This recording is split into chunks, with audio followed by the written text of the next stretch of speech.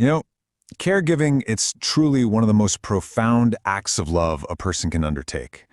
But for so many people, that journey comes with this hidden, isolating weight. It's a path that's often walked in silence, just filled with this immense responsibility, and honestly, very little support. Day in and day out, caregivers are just pouring themselves out for others. And that often leads to this deep emotional and physical exhaustion. You can start to feel completely invisible, right? Your own needs get pushed to the very bottom of a never-ending to-do list, and you're left wondering if anyone even sees the struggle. And that just begs the crucial question, doesn't it? When someone is giving every single thing they have, who is there to care for them? So let's dive into a really powerful answer to that question. To really get the solution, we first have to understand the depth of the problem. All those unspoken struggles that just come with the territory of being a caregiver. Wow, this powerful line comes from the story of a caregiver, a woman named Helen. For the longest time, she believed that any kind of self-care was selfish, that it was taking something away from her husband who needed her so much. It wasn't until her mentor reframed it just like this that she finally understood. Well-being isn't about being indulgent. It's about making love sustainable for the long haul. So, what kind of support can actually make a real difference? Well, this program proposes something pretty unique. It's not based on professional expertise, but on the simple, powerful connection of having been there. And that's the whole idea behind peer support. Now, this isn't meant to replace clinical care or medical advice, not at all. Instead, it provides this vital layer of emotional and spiritual support from someone who truly gets it, because they've walked a similar path, and it's that shared experience that makes all the difference in the world. Okay, so what does a care mentor actually do? Their identity is really built on three key pillars. The first one, being a witness. They don't pretend the hardship isn't real. Instead, they bear witness to God's faithfulness inside of it. They help show that moments of weakness aren't failure, but an opportunity for grace to really shine through. The second pillar is being a listener. And what's so cool about this is how the program thinks about listening. It's not just a passive thing you do, it's a spiritual act of humility.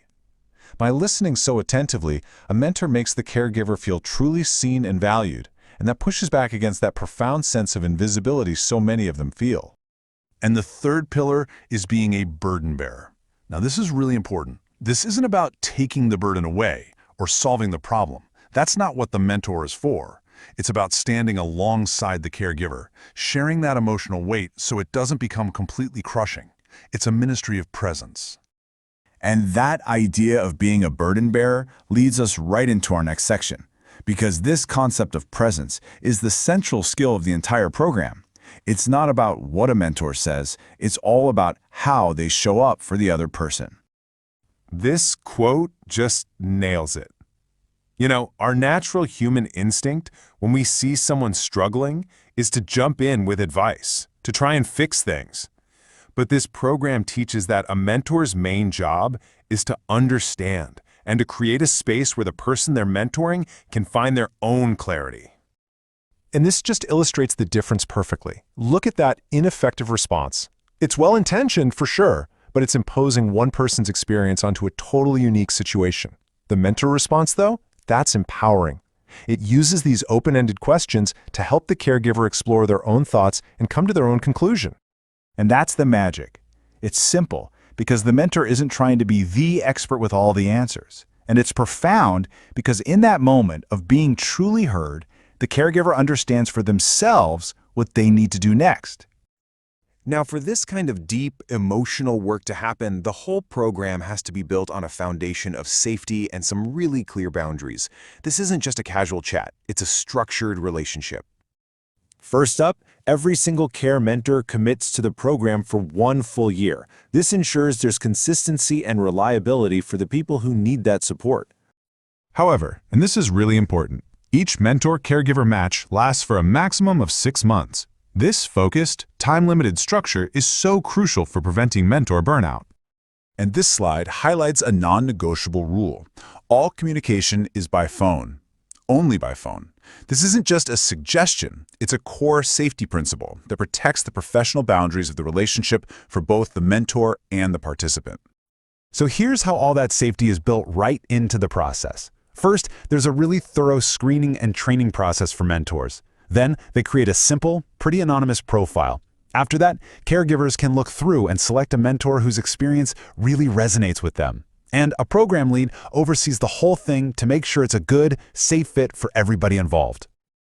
Okay, finally, let's look at the transformative impact of this whole process. It's not just about the person getting the support, it's also about what happens to the mentor when they share their own hard-won experience. So take Thomas, for example. He had cared for his wife for years, and he was still weary from it all. He was worried that his own lingering sadness meant he had nothing to offer. But in his very first match, he just listened. He shared a small piece of his own journey. His mentee told him later, "I thought I was weak. Now I realize I'm still walking, and that matters."